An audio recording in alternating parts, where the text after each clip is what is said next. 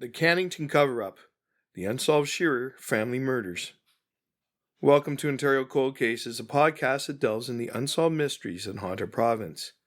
Today we travel to the quiet, picturesque community of Cannington, a town in Brock Township, to revisit a tragedy that shattered a family and left a lingering question that has gone unanswered for over a decade. This is the story of the unsolved murders of Don and Andrew Shearer.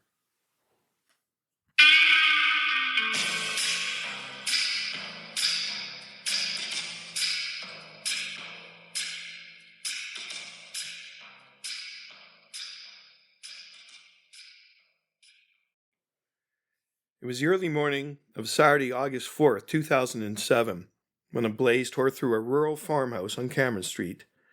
First appeared to be a horrific accident, a devastating house fire. But what firefighters found upon arrival told a different, much darker story. On the front lawn, they discovered a teenage boy, Charles Shearer, covered in burns but still alive. He was rushed to the hospital with severe injuries. The fire was brought under control, but a final, tragic search of the home revealed the bodies of his father, Don Shearer, and his younger brother, Andrew. Both men had died before the fire even started. Police later confirmed that they had suffered from obvious signs of trauma. The fire, it turned out, was not the cause of death, but a cover-up. The Durham Regional Police Service's Homicide unit quickly took over the scene, recognizing it for what it was, a double murder. Don Shearer was a beloved teacher, and Andrew, just 16 years old, was his son.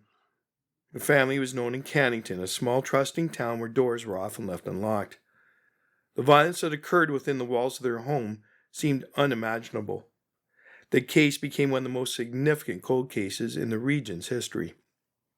The fire, originally believed to be an accelerant-fueled blaze, added another layer of complexity. The surviving son, Charles, was found outside the house, severely burned. His injuries and his survival were a key part of the investigation. For a small community, the tragedy was devastating. For the police, it was a perplexing puzzle. Who would want to harm this family? And why?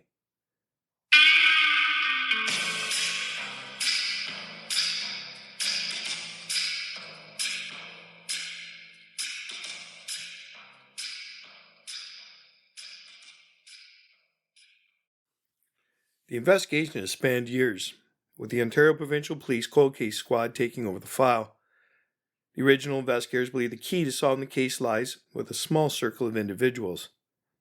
The fire, the brutal murders, the fact that a third person in the house survived.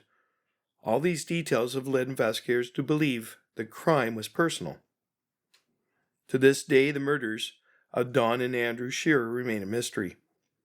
The case is a grim reminder that even in the most peaceful of places, darkness can lurk just beneath the surface.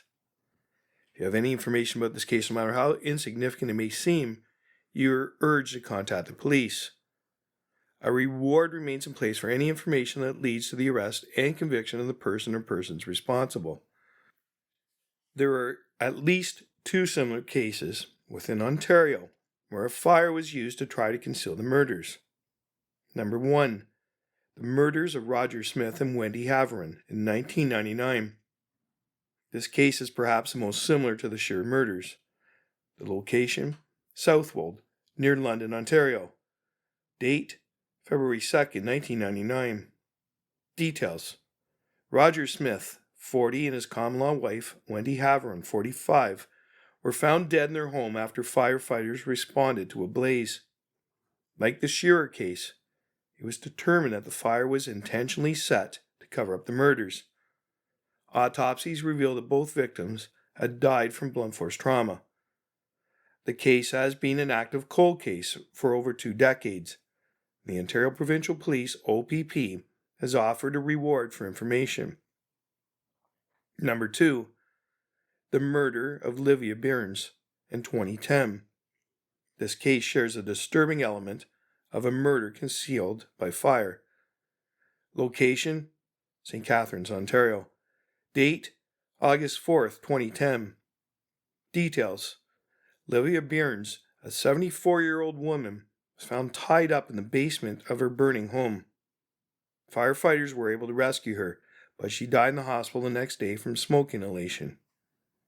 Police determined she'd been bound with zip ties, indicating a target and deliberate attack. The Niagara Regional Police Service considers her death a homicide, and the case remains unsolved. Thank you for listening to Ontario Cold Cases. Join us next time as we explore another of the province's unsolved mysteries. Because every case deserves answers and every victim deserves justice. Subscribe now to Ontario Cold Cases, Canada's True Crime Podcast. Episodes available wherever you get your podcasts.